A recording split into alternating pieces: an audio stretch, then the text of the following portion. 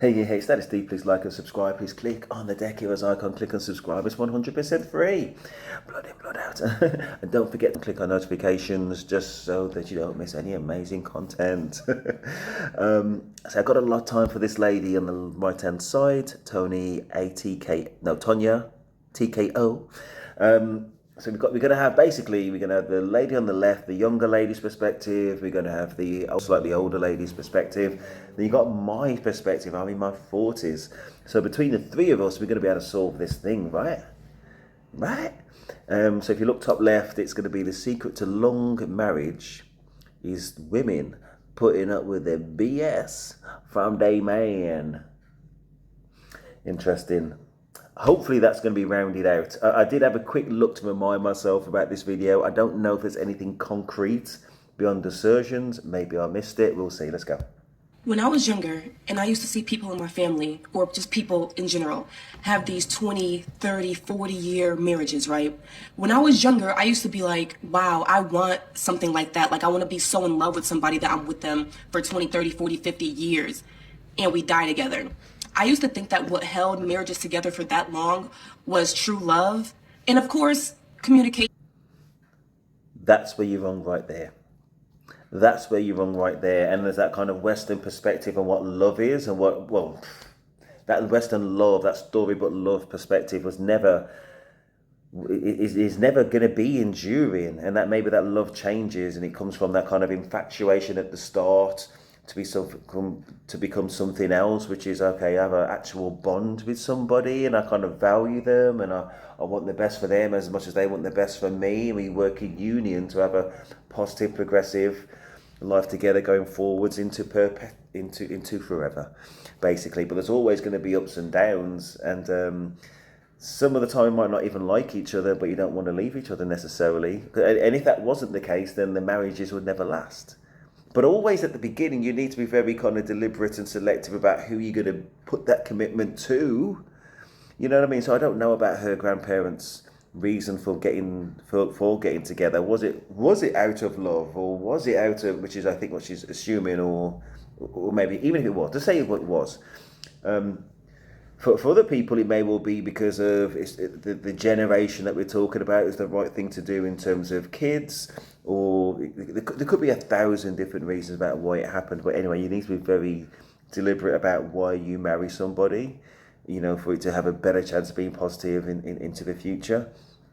But people do grow apart, and sometimes, you know what I mean, it's better off overall to be together than to be apart. There could be a million reasons, like 20, 30, 40 years down the line, why somebody may still be together, but not in that kind of lovey-dovey, kiss each other every day kind of sense, but still love each other. You know what I mean? The dynamics change. So without it being fleshed out, we don't know if there's some fundamental issue that her grandmother, by presumption, by inference, is suffering, and she's sticking around because of the grandfather. And I'm not going to get into filling in the gaps with some assumed, oh, okay, well, he must be doing this. There's nothing to assume unless she concrete says that's the issue that there is, and there's nothing concrete at this point.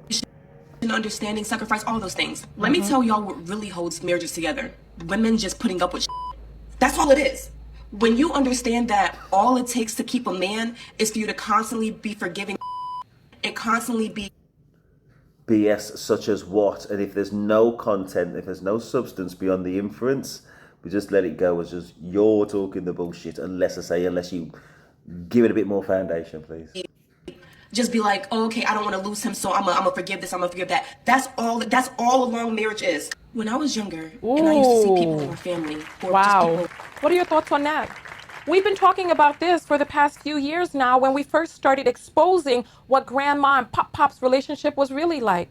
We started exposing it years ago that these women were not happy. These relationships were terrible and the women were enslaved. And now it's finally coming to the forefront. People are paying attention. And the thing about it is that this not only goes for these olden time relationships, this is a lot of these modern relationships too. People are like, oh, you can't keep a man. Some men are not meant to be kept. Some relationship dynamics are not meant to stay in. But there's so many women who have been indoctrinated, and this is what I'm talking about. We have to do the work, that we have to look within ourselves to see what type of programming we've been programmed with. The program that's operated.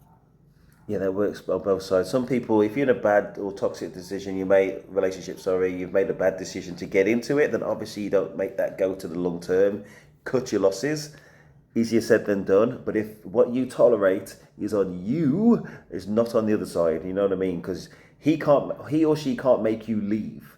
So you've got to take that upon yourself. And if you don't do it, take ownership of it. The other thing is, I don't know if it's the light, but she seems to have a bit of white cream here on her nose. And I keep looking at it. My eyes can't not see it, and your eyes won't not see it now. But anyway, let's go forward. In the back of the operating system undetected, because there are some women who are out there putting up with relationships because they don't want a higher body count, that they've had intercourse or didn't even consent to the intercourse, and now they're like, well, this person. They're in a relationship because they don't want a high body count, and they have intercourse. And even if they don't consent to the intercourse, they're in a long-term relationship. Where does this come from? Number one, listen, if there's any man out there in the world, in your entire life, I don't care how old you are, because I'm in my 40s, and that's never happened to me. You know what I mean? If the thing ain't right, she's gone. You know what I mean? That's just the by the by. You know what I mean? Some women would not be so happy about it, and they may be more emotionally involved in intercourse. Is that what she means? More emotionally involved? She might have the wants and there, but men decide upon relationships, not women. Women choose between men, but men decide upon whether it's going to develop into a relationship or not. Let's go back, because I don't want to miss anything and I don't want to misquote. So let's go. Men are not meant to be kept. Some relationship dynamics are not meant to stay in. But there's so many women who have been indoctrinated, and this is what I'm talking about. We have to do the work, that we have to look within ourselves to see what type of programming we've been programmed with. The program that's operating in the back of the operating system undetected. Because there are some women who are out there putting up with relationships because they don't want a higher body count, that they've had intercourse or didn't even consent to the intercourse. And now they're like, well, this person, even though I didn't consent, this person is one of my numbers now. So now I got to stay in this. And this is what men are teaching in the manosphere. They're teaching that they need to get you early, intimately. They need to get you early by any means, because they know that you can be shamed by your family. Like in some Arab countries, a woman who is R-worded or girl who is R-worded. They need to get you early because you will be shamed. Listen, I don't know, maybe it's just, listen, you're in the States, right, and I'm in London. There's no woman out there who's thinking about kind of like, can you imagine the demure, they must have taken off their hijab because we're in the West. Come on, what are you talking about? Shame? Where is the shame? I'm not saying from any particular group or anybody. There's no evidence of anybody of any group in the West, in London, I'm assuming wherever you are in America, where the shame is front of mind. You know what I mean? Not for the everydayers. So I don't know.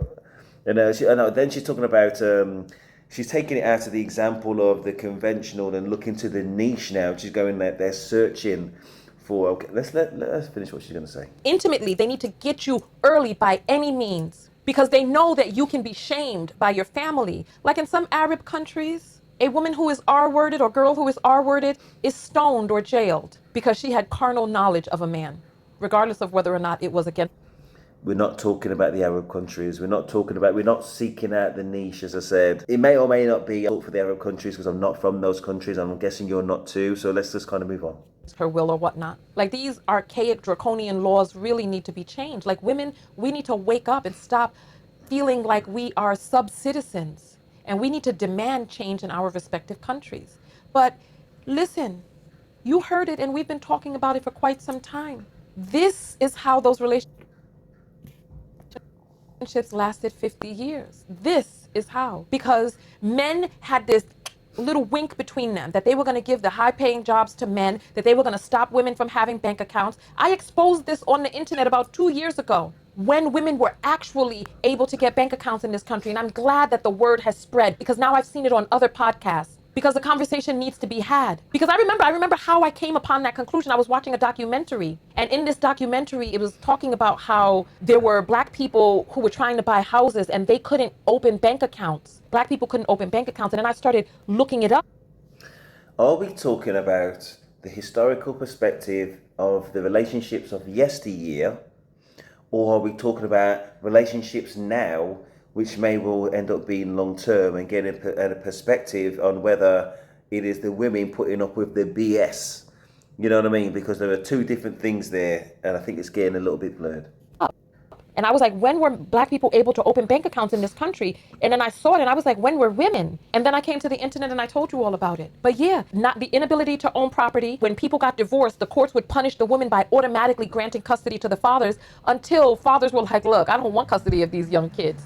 The standard was for men to get the custody, and the women were just out on the street on their own. So when these men are out here talking about how court is unfair to women, the courts are set up like that because of men. This is a quote unquote man's world. Men make these laws. You think these men are making laws that are unjust and unfair to other men because that's not how men want it? Oh, they want to kick and scream and be like, I just can't see my kids. But then when you ask them the deep questions, whether or not they showed up in court, Yeah, we've definitely lost sight of, if you look to the top left, we've definitely lost sight of the title of this video. That's 100% for sure. And I say, I'm certain we've blurred the lines between what is a historical perspective on a yesteryear relationship with different conditions and different social rules, and a relationship today, in any kind of conclusion about whether today's relationships going forwards are about women putting up with BS from men. That's what I think, anyway. you'll see how the truth starts coming out. Anyway, what are your thoughts on this?